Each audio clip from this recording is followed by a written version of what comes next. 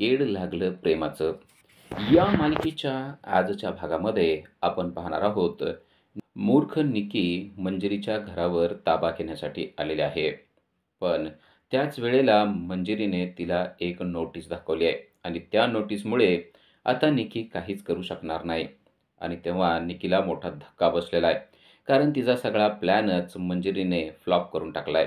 तेव्हा चिडलेली निकी ती नोटीस हातात घेते आणि फाडून मंजिरीच्या तोंडावर फेकते आणि म्हणते, "तू जी नोटीस आणली होती, जी स्टे ऑर्डर आणलेली होती, ती स्टे ऑर्डर मी आता फाडून टाकलेली आहे. त्यामुळं तू काहीच करू शकत नाहीस." असं म्हणून ती हसायला लागते. कारण तिला असं वाटत असतं, की एकदाची स्टे ऑर्डर फाडून टाकली, तर आपल्याला मंजिरी आणि तिच्या घरचे काहीच करू शकणार नाहीत. तिला खूपच आनंद झालेला असतो आणि तो ती व्यक्त देखील करते. "तू आणलेली नोटीस आणि ते स्टे ऑर्डर मी फाडून टाकलंय. आता काय करशील तू मंजिरी?" असा प्रश्नसुद्धा तिने विचारलेला असतो. तेव्हा मंजिरी तिला म्हणते, "तुझी एवढी मूर्ख मुलगी मी आयुष्यात बघितली नाही. हा एक साधा कागद होता. म्हणजे अशा कितीतरी याच्या झेरॉक्स काढता येऊ शकतात, एवढी बुद्धीसुद्धा तुला नाही आहे का? स्टे ऑर्डरच्या किती तुला प्रती पाहिजेत त्या सांग. तेवढ्या मी आणून देते. तुला जेवढ्या फाडायच्या असतील ना, तेवढ्या फाड आणि आनंद व्यक्त कर. पण माझ्याकडं अजून भरपूर प्रती आहेत." असं जेव्हा ती निकीला सांगते, तेव्हा निकीला कळतं, की मंजिरीने आपल्याला वेड्यात काढलेलं आहे. मंजिरीनं सर्वांसमोर तिचा अपमानच केलेला असतो. अगोदरच जिजीने तिच्या मुस्काडात मारलेली असते आणि आता मंजिरीने तिचा सगळा प्लॅन फ्लॉप करून टाकलेला असतो. तेव्हा निकीचा चेहरा अगदी पाहण्यासारखा झालेला असतो. आपल्याला तिच्या घरातले सर्वजण मूर्खात काढत आहेत ही गोष्ट तिला आता स्पष्टपणे कळलेली असते. आणि तेव्हाच मंजिरी तिला म्हणते, "आता तुझं अपमान करून घेऊन पोट भरलं असेल, तर आमच्या घरातून निघून गेलीस तर बरं होईल. कारण तुला किती अक्कल आहे ते आता मला समजलंय. नुसती एक स्टे ऑर्डर तुझ्यापुढे ठेवली, तर ते फाडून तुला आनंद व्यक्त करू वाटतोय. तुला एवढं सुद्धा कळलं नाही, की याच्या कितीतरी प्रती असू शकतात. त्यामुळं तुझा चेहरा आता तू आम्हाला दाखवू नको आणि आत्ताच्या आत्ता इथून निघून जा." त्यावेळेस पुन्हा निकी जेव्हा मंजिरीच्या अंगावर जाण्याचा प्रयत्न करत असते, तेव्हा राया तेथेच असतो. राया तिला म्हणतो, "निकी, आता तुझं भरपूर झालंय. आता तू आमच्या डोक्यात जाऊ नकोस. तुझं आत्तापर्यंत सगळं ऐकून घेतोय, कारण तू फक्त अण्णाची मुलगी आहे म्हणून. पण आता तुझं काहीही ऐकून घेतलं जाणार नाही. त्यामुळं तू इथून निघून गेलीस तर बरं होईल." असं निकीला तो देखील सल्ला देतो. आता निकीला जाण्याशिवाय काही पर्यायच नसतो. तरी देखील निकी तेथेच उभा असते. तेव्हा मंजिरी अक्षरशः तिच्या हाताला धरते आणि तिला हाताला धरून बाहेर धक्के मारत घराच्या बाहेर काढते. राया देखील तिला बाहेरचा रस्ता दाखवत असतो. घरातल्या सर्वांनी निकीचा चांगलाच अपमान केलेलं आपल्याला पाहायला मिळतंय. निकीचा सगळा तोराच त्यांनी उतरवलेला असतो. आजपर्यंत सर्वांना रागात आणि चिडून बोलणारी निकी तिला मात्र धक्के मारत मंजिरीच्या घरातून बाहेर काढत असतात. निकी खूप चिडलेली असते. निकी म्हणते, "या गोष्टीचा बदला घेतल्याशिवाय मी राहणार नाही. राया, तुला तर मी सोडणारच नाही. आणि मंजिरी, तुला असं वाटत असेल या रायाच्या जीवावर तू उडतेस ना? बघ आता मी तुझं काय करते ते."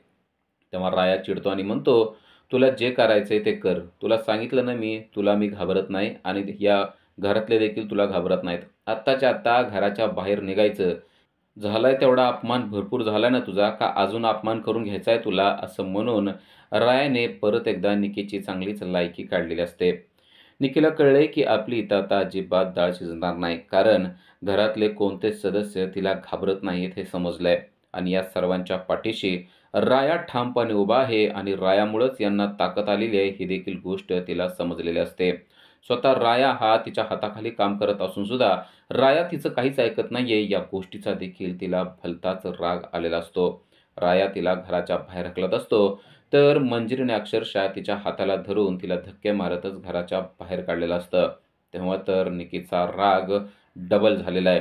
निकी म्हणते, "तुम्ही आज मला घराच्या बाहेर काढतायत, पण याच घराच्या बाहेर मी तुम्हाला काढणार म्हणजे काढणार." आणि हा निकीचा शब्द आहे. तुम्ही सगळ्यांनी लक्षात ठेवायचं, तुम्ही नागिनीच्या शेपटीवर पाय टाकलाय. असा डंक मारेल ना, की तुम्हाला पळता भुई थोडी होईल. तुम्हाला सोडणार नाही असं म्हणून निकी तेथूनच चाललेली आहे. तर राया आणि मंजिरी, "तुला काय करायचं ते कर. आम्ही तुझ्या कुठल्याच धमक्यांना भीत नाही." असं म्हणतात. घरातले सर्व सदस्य मात्र चिंतातूर झालेले असतात. कारण ही निकी खूप वाईट आहे हे त्यांना चांगलंच माहीत असतं. निकी मात्र भलतीच चिडलेली असते. जाताना देखील ती धमक्या देत असते. पण निकीच्या कोणत्याच धमकीला राया आणि मंजिरी कसलीच भीक घालत नसतात. ते तिला म्हणत असतात, "तुझी लायकी काय आहे ते आम्हाला माहीत आहे. त्यामुळं तू आता आमच्या नादी लागू नको, कारण पुढच्या वेळेस आम्ही फक्त अपमान करणार नाही, तर तुला चांगली अद्दल घडवू," असं देखील त्यांनी सांगितलेलं असतं. तर नानांना देखील वाटत असतं, की राया आणि मंजिरीने त्या निकीच्या नादी नको लागायला. पण आता निकी घरी आलेली असते आणि अण्णा बसलेले असतात आणि निकी घरातल्या सगळ्या वस्तूंची आदळआपट करत असते. निकी बाहेरून आलेली आहे आणि अचानक तिला काय झालं? "अगं निकी काय झालं? तू असं का करते? का आदळआपट करते? कोण काय बोललं का? कोण काय म्हणलं का?" असं अण्णा तिला विचारत असतात. तेव्हा निकी सांगते, "कोणी काय बोलायची हिंमत आहे का मला? पण तुमचा नोकर, माझ्या हाताखाली काम करणारा माणूसच जर का मला उलट-सुलट बोलत असेल, तर काय करायचं?" अण्णा म्हणतात, "काय झालं सांगशील का? कोण काय बोललं?" तेव्हा निकी सांगते, की "तुमचा आवडता राया आहे ना, त्याने आज मला खूप अडचणीत आणलंय आणि त्याच्यामुळं मी मार खाल्लेला आहे." हे ऐकल्यावर अण्णाला देखील राग येतो. अण्णा म्हणतात, "काय? मार खाल्ला? कोणाचा मार खाल्ला? रायाने मारलं का तुला?" तेव्हा ती म्हणते, "रायाने नाही, पण त्या जिजीनं म्हणजे मंजिरीच्या आईनं माझ्या सणसणीत थोबाडीत मारली आहे आणि राया तिथे असून सुद्धा त्याने माझी बाजू घेतली नाही. उलट तो माझ्या विरुद्ध उभा राहिला आणि मंजिरीची मदत करून मला त्यांच्या घरातून हाकलून दिलं. माझा एवढा मोठा अपमान झाला, तरी तुम्हाला त्या रायाचं काहीच राग येणार नाही. तरी तुम्ही त्या रायाला काही बोलणार नाही मला माहीत आहे." तेव्हा अण्णा म्हणतात, "नक्की काय झाले ते सगळं नीट सांगशील का?" तेव्हा निकी फक्त तिची बाजू कशी बरोबर आहे एवढंच सांगायला लागते. कशाप्रकारे ती घरात गेलेली होती आणि कशाप्रकारे जिजीनं तिच्या मुस्काडात मारलेली होती आणि मुस्काडात मारून सुद्धा राया आणि मंजिरीनं तिलाच घराच्या बाहेर कसं हाकलून दिलं, असं एकतर्फी तिनं अण्णाला सांगितलेलं असतं आणि त्यामुळे अण्णाचा देखील त्याच गोष्टीवर विश्वास बसलेला असतो. अण्णाला सुद्धा असं वाटतं, की इथं रायाची चूक आहे. तो माझ्या मुलीसाठी काम करतो, तरी देखील मुलीला मारहाण झाली, तरी तो काय बोलला नाही. उलट मंजिरीच्या बाजूनं बोलला. या गोष्टीचा राग आता अण्णाला देखील आलेला असतो. अण्णा निकीला म्हणतो, की "तू काय काळजी करू नका बेटा. त्या रायाला कसा धडा शिकवायचा ना, ते मला चांगलं माहिती आहे." निकी म्हणते, "तुम्ही जर धडा शिकवला तर बरं, नाही तर त्याला मी धडा नाही शिकवणार. आता त्याला मी संपवून टाकेल." तेव्हा अण्णा म्हणतात, "असलं काय पण बोलू नको. मी तुला सांगितलंय ना, मी बघतो त्याच्याकडं, तू काळजी करू नको." पण निकी मात्र चिडलेली असते. "कधी बघणार तुम्ही मला माहिती आहे. तुमच्याच्यानी बघणं होणार नाही. मलाच बघावं लागणार आहे. कारण आता मीच सगळं हातात घेणार आहे." असं म्हणून ती चिडलेली असते. अण्णा तिला समजावून सांगण्याचा प्रयत्न करत असतात. ती स्वतः रिव्हॉल्वर घेऊन येते आणि म्हणते, "बास. आता तुम्ही त्याचं काय करत नसाल ना, आता मी माझ्या जीवाचं बरं-वाईट करते. असला अपमान होऊन मला जगणं शक्य होणार नाही." असं म्हणून स्वतःच्याच डोक्यावर बंदूक लावते आणि म्हणते, की आता एका क्षणात मी चाप ओढून स्वतःला संपवून टाकणार आहे. खरं तर तिनं चाप ओढलेला देखील असतो, पण तेवढ्यात जय येतो आणि ती गोळी वरच्या वर उडते. जय म्हणतो, "ही गोळी रायासाठी राखून ठेव. स्वतःवर चालवायची काहीच गरज नाहीये. जरा डोकं भानावर आण." निकी म्हणते, "तू मला शहाणपणा शिकवू नको." तेव्हा जय म्हणतो, "शहाणपणा शिकवत नाही, मी तुला जागं करतोय. जरा या सगळ्या रागाचा वापर रायाच्या विरोधात करायला शिक. तुला त्याचा राग आलाय ना, तर नीट शांतपणे काहीतरी प्लॅन कर." तेव्हा निकी म्हणते, "कसला प्लॅन करू? आता केला होता तो तर प्लॅन पुरता फेल झालाय. त्यांनीच मला घरातून मारून हाकलून दिलंय आणि माझ्या वडिलांना त्याचं काहीच वाटत नाहीये. त्यामुळेच मी ठरवलंय स्वतःला संपवून टाकायचं." तेव्हा जय देखील अण्णाला भरवतो आणि म्हणतो, "तुमच्या मुलीच्या विरोधात जातोय, त्या माणसाला देखील तुम्ही मारू शकत नाही. तुम्ही त्याचा बंदोबस्त करू शकत नाही. तर तुमच्या या सगळ्या सत्तेचा काय उपयोग आहे?" तेव्हा अण्णा म्हणतात, "नाही, मी काय करू शकतोय तर तुला अजून माहिती नाही. त्या रायाला धडा शिकवायचं म्हणलं तर मला लय वेळ लागणार नाही. आज मी त्या रायाला सोडणार नाही." असं म्हणून तो त्याच्या गुंडांना सांगतो, की "आत्ताच्या आत्ता राया कुठे आहे ते बघा आणि त्याला उचलून आणा." जयला या गोष्टीचा भलताच आनंद होतो. कारण आता त्याने बरोबर अण्णाला त्याच्या विरोधात भडकवलेलं असतं. इकडे राया एकटाच चाललेला असतो आणि तेव्हाच अण्णाचे गुंड म्हणजे खरं तर रायाचे साथीदारच त्याला रस्त्यात अडवतात आणि म्हणतात, "तुला उचलायची ऑर्डर आहे अण्णाची." तेव्हा राया हसतो आणि म्हणतो, "मला? आणि उचलायची? अरे मला उचलायची काय गरज आहे? कुठं येऊ ते सांग. जिथं बोलशील तिथं यायची रायाची धमक आहे तुला माहिती आहे ना अंक्या." तेव्हा तो म्हणतो, की "चल मग आत्ताच्या आत्ता अण्णाच्या घरी चल." तो म्हणतो, "चल ना मग. मी काय तुला घाबरायला लागलोय का काय? मला धक्कासुद्धा लावायची गरज नाही. तू म्हणशील तिथं मी येतो." असं म्हणून राया उलट त्यांनाच दम देतो. ते सर्वजण रायाच्या हाताला धरतात. राया त्यांच्या हाताला झटका देऊन स्वतःच एकटा वाघासारखा चालत राहतो. राया आता अण्णाच्या घरी पोहोचलेला असतो आणि मंजिरी सगळं पाठीमागून बघत असते. अचानक हे गुंड का आले आणि रायाच्या हाताला धरलंय त्यांनी आणि कुठं घेऊन चाललेत असा प्रश्न तिला पडलेला असतो आणि आता मंजिरी देखील त्यांचा पाठलाग करत असते. इकडं राया अण्णाकडे येतो. अण्णांना विचारतो, "अण्णा काय झालं? माझी आठवण काढलीत का?" तेव्हा अण्णा चिडतात आणि म्हणतात, "तुझी आठवण नाही काढलेली, मला तुझा राग आलाय. मी तुला काय सांगितलं होतं राया, माझ्या मुलीसाठी काम करायचं. माझ्या मुलीसाठी काम न करता उलट तिला मारहाण झाली तरी तू बघत बसलायस." एवढं तो बोलत असतो तेवढ्यात चिडलेली निकी येते आणि रायाच्या सणसणीत थोबाडीत द्यायला लागते. तेव्हा राया मात्र ऐकत नाही. राया तिचा हात हवेतच धरतो आणि म्हणतो, "माझ्यापर्यंत पोहोचायची तुझी लायकी देखील नाहीये. जरा नीट राहा." तेव्हा परत एकदा अण्णा चिडतात आणि म्हणतात, "राया, कोणाशी बोलतोय ते कळतंय का? ती माझी मुलगी आहे." तेव्हा राया म्हणतो, "मग तिला सुद्धा सांगा की हा राया आहे. हा काय तुमच्या गळ्यात बांधलेला पट्टा बांधलेला कुत्रा नाहीये. हा वाघ आहे वाघ. आणि वाघ डरकाळी फोडतो ना, तेव्हा चांगल्या चांगल्याची वाट लागते. एवढी गोष्ट लक्षात ठेवायला सांगा तिला." तेव्हा अण्णा देखील निकीला शांत करतात आणि म्हणतात, "निकी तू बाजूला सरक. रायाला काय बोलायचं आणि कसं बोलायचंय ते मला माहीत आहे." आणि आता निकीला बाजूला करून अण्णाच रायाच्या समोर असतात. अण्णा म्हणतात, "तुझी बिशात वाढली आहे राया. आजपर्यंत मी शांत बसलो. फक्त तू कामाला नाही म्हणलास, परत काम करायला लागलास. पण तू माझ्या मुलीसाठी काम न करता उलट माझ्या मुलीला मारहाण झाली तरी देखील शांतपणे ऐकत बसलास आणि तेवढ्यावरच न थांबता तिला त्या घरातून हाकलून दिलं तरी देखील तू शांत बसलास आणि तिच्या विरोधात बोललास. ही गोष्ट खूप चुकीची आहे. मला असं वाटतंय की आता तुझा काही उपयोग नाही. मी तुला संपवून टाकणार आहे. कारण जो माझ्या मुलीचं ऐकत नाही, तो माझं तरी काय ऐकणार आहे." असं तो म्हणतो आणि आता मारण्यासाठी रायाला तलवार आणायला तो जातो. तेवढ्यात जय असतो, तो येतो आणि म्हणतो, "बरं झालं. आता तुझाच बाप तुझा जीव घेणार आहे. तू आजपर्यंत ज्याला बापाचा दर्जा दिलास ना, तोच तुझा जीव घेणार आहे आणि तुझी शेवटची इच्छासुद्धा तो विचारणार नाही. तुझ्या इतका कमनशिबी तूच आहेस. जाऊ दे, बरं झालं तुझा एकदाचा जीव जातोय ना, मी तर सुटलो." असं म्हणून रायाला तेथेच ठेवून जय निघून गेलेला असतो. त्याला असं वाटतं की आता अण्णा त्याचा जीव घेणार आणि अण्णा चिडलेले असतात. आतून तलवार घेऊन येतात. तेव्हा रायाला धरून ठेवलेल्या 2 गुंडांना राया ढकलतो आणि अण्णाच्या समोर जातो. "अण्णा, तुम्हाला मला मारायचं आहे ना? ठीक आहे, मारा. तुम्हाला असं वाटतंय का तुम्ही मारायला लागल्यावर मी प्रतिकार करेल?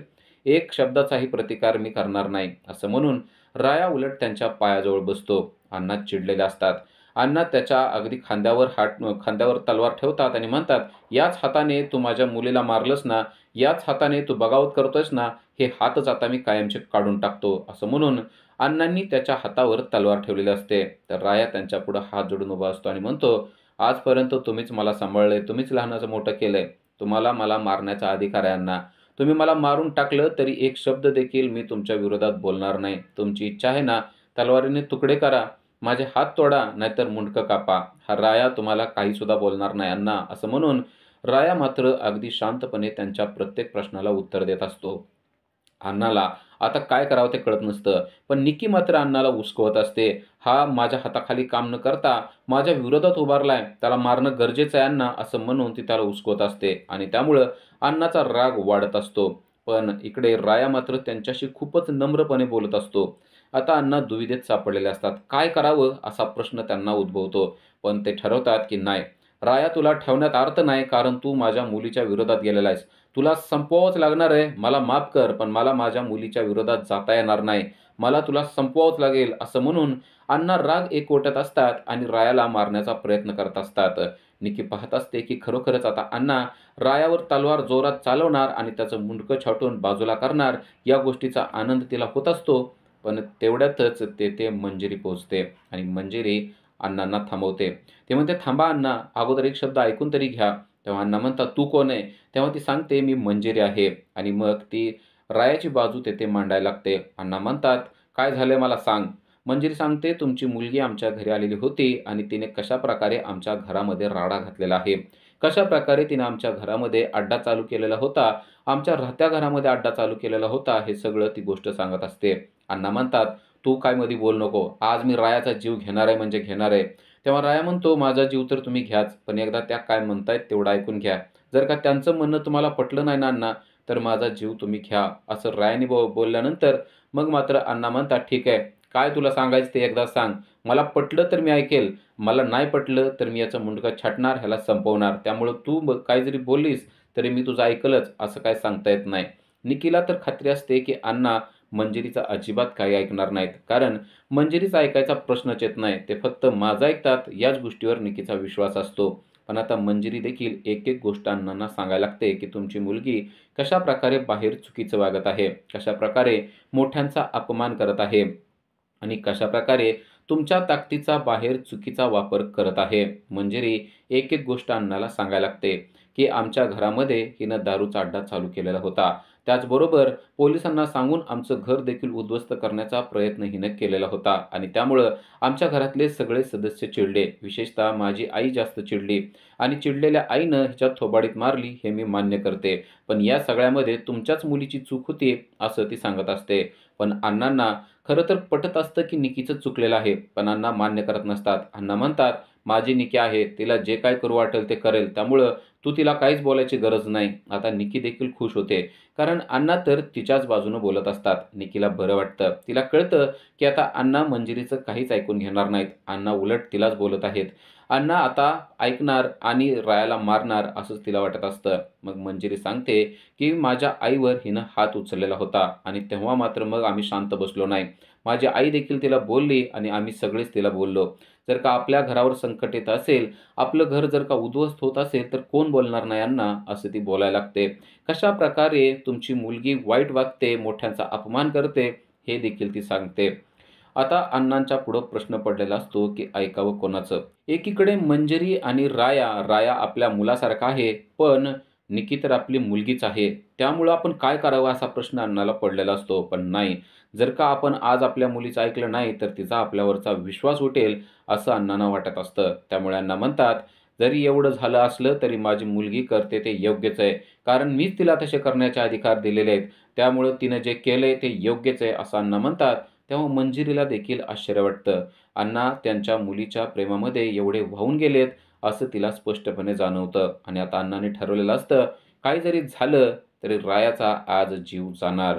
कारण त्याने चूक केलेली आहे आणि त्यामुळे त्याचा जीव मी घेणार असं अण्णा स्पष्टपणे म्हणतात. पण तेवढ्यात अण्णांवर एक हल्ला होतो आणि त्या हल्ल्यामध्ये राया त्यांचा जीव वाचवतो. राया पाहत असतो, अण्णाशी बोलत असतो, तेव्हाच अण्णांच्या पाठीमागून काही गुंड आलेले असतात आणि त्या गुंडांच्या हातामध्ये बंदूक असते आणि खिडकीतूनच ते अण्णांवर निशाणा धरून असतात. रायाचं लक्ष बरोबर तिकडं जातं. आता एका क्षणात अण्णांना गोळी लागणार असते, पण राया कसलाही विचार न करता अण्णांना बाजूला ढकलतो आणि ती गोळी बरोबर दुसरीकडे जाऊन लागते. अण्णांना समजतं की आपल्यावर कोणीतरी हल्ला केलेला आहे. लगेच राया अण्णांना म्हणतो, अण्णा तुम्ही आत्ताच्या आत्ता आतमध्ये जा, तुमच्यावर हल्ला झालेला आहे. राया मात्र स्वतःचा जीवाची पर्वा न करता त्या सर्वांवर तुटून पडतो. मंजिरी अण्णांना बाहेर आतमध्ये घेऊन जाते, तर निकी मात्र लपून बसते. निकीला समजलेलं असतं की अण्णांवर जीवघेणा हल्ला झालेला आहे. जर का आपण गेलो तर आपला देखील जीव जाईल असा विचार करून भेकडी निकी मात्र लपून बसलेली असते आणि इकडे मंजिरी आणि राया मात्र अण्णांचा जीव वाचवत असतात.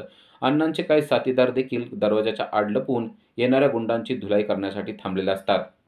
अजून एकदा आलेला गुंड परत एकदा अण्णांवर हल्ला करतो, पण पुन्हा ही ती गोळी राया चुकवतो आणि आता राया चिडलेला असतो. राया स्वतः म्हणतो, आता ह्यांचं काही खरं नाही, मी स्वतःच यांच्याकडे बघतो असं म्हणून रायानेच आता तलवार हातात घेतलेली आहे. रायाचं ते रौद्र रूप पाहून निकी मात्र एकदम घाबरून जाते. तिला समजतं की रायाला वाघ का म्हणतात ते. कारण राया आता वाघासारखी डरकाळी फोडून आलेल्या सगळ्या गुंडांच्या अंगावर जाऊन त्यांची धुलाई करत असतो. हातातल्या तलवारीने त्यांच्या अंगावर वार करण्याचा प्रयत्न करत असतो. सगळे गुंड घाबरून गेलेले असतात. राया अक्षरशः एकेकाला धरतो आणि धपाधप मारायला सुरुवात करतो. उचलून देखील आदळायला लागतो. सर्व गुंड त्याच्या अंगावर येतात, पण राया मात्र वाघासारखा एकटाच त्यांच्याशी भिडतो आणि 3-4 गुंडांना एका क्षणात माती चारतो. आता रायाच्या हातात तलवार आलेली असते. त्यामुळे बाकीचे सगळे गुंड पुरते घाबरून गेलेले असतात. त्यांना माहीत असतं की आता राया आपला जीव घेतल्याशिवाय शांत बसणार नाही. अण्णांचे माणसं देखील रायाची मदत करत असतात आणि त्या गुंडांची धुलाई करत असतात. राया भलताच चिडलेला असतो. आता तुमचा मुडदाच पाडतो असं म्हणून राया त्यांच्या पाठीमागं पळत असतो आणि ते गुंड जीवाच्या आकांताने अण्णांपासून दूर म्हणजे त्यांच्या घरापासून लांब पळत असतात. आता ते सर्व बाहेर आलेले असतात आणि रायाच्या हातात तलवार असते. पकडा त्यांना, सोडू नका असं म्हणून राया तेथेच उभा असतो आणि अण्णांची माणसं त्या गुंडांच्या पाठीमागे धावत असतात. आता अण्णा बाहेर येतात आणि म्हणतात, राया, आज तू माझा जीव वाचवला. अरे मी तर तुझा जीव घ्यायला निघालो होतो. 1 मिनिट अजून जर का थांबला असतो तर कदाचित मी तुझा जीव घेतलाही असता. पण तू दाखवून दिलंस की खरा तुझा जीव माझ्यावर आहे. तू स्वतःच्या जीवाची पर्वा न करता त्या गुंडांना भिडलास आणि कोणासाठी तर माझ्यासाठी, जो व्यक्ती तुझा जीव घेणार होता. आज मला कळलंय, तूच खरा माझा मुलगा आहेस राया. ही निकी माझी खरी मुलगी असली तरी देखील वारस तूच आहेस, कारण या सगळ्या धंद्यामध्ये तूच माझी आत्तापर्यंत साथ दिली आहेस आणि आत्ता देखील तूच माझा जीव वाचवला. आणि निकी माझी मुलगी असून सुद्धा लपून बसली होती आणि स्वतःचा जीव वाचवत होती. तेव्हा राया म्हणतो, "हा जीव तुमचाच आहे अण्णा. आत्ता जरी तुम्ही घेतलात ना तरी चालू शकतंय." तेव्हा रायाला ते म्हणतात, "नाही, आता तुझा मी जीव घेणार नाही. आतापासून मी सांगतोय की तूच माझ्या धंद्याचा वारस आहेस." आणि ही निकी वारस नाही असं म्हणून तिला त्यांनी बेदखल केलेलं असतं. उद्याच्या भागामध्ये आपल्याला पाहायला मिळतं की इश्कीनं एक नवीन बिझनेस सुरू केलेला आहे. तो म्हणजे मेसचा, डबे देण्याचा आणि त्याची मदत करण्यासाठी राया देखील तिथे गेलेला आहे. त्यांच्याकडे डब्याच्या बऱ्याचशा ऑर्डर आलेल्या असतात. पण आता त्याच धंद्याला उद्ध्वस्त करण्यासाठी जय आणि निकी यांनी प्लॅन केलेला असतो. त्यांच्या डब्यामध्ये सोन्याची नाणी ठेवायची आणि अचानक छापा घालून त्यांच्या मेसवर जाऊन त्यांचे डबे उघडून त्यामध्ये सोनं आहे असं पाहायचं आणि त्या सर्वांना पकडायचं. ते स्मगलिंग करतायत असं म्हणून त्यांना पकडायचं असं त्याने ठरवलेलं असतं आणि त्याप्रमाणे तो जीजीला पकडायला देखील गेलेला असतो. आता या सगळ्या प्लॅनची राया आणि मंजिरी कशी वाट लावतायत ते आपल्याला पुढील भागामध्ये समजणार आहे. अशा सिरियलच्या अपडेटसाठी आजच आमच्या चॅनलला सबस्क्राईब करा. Thank you.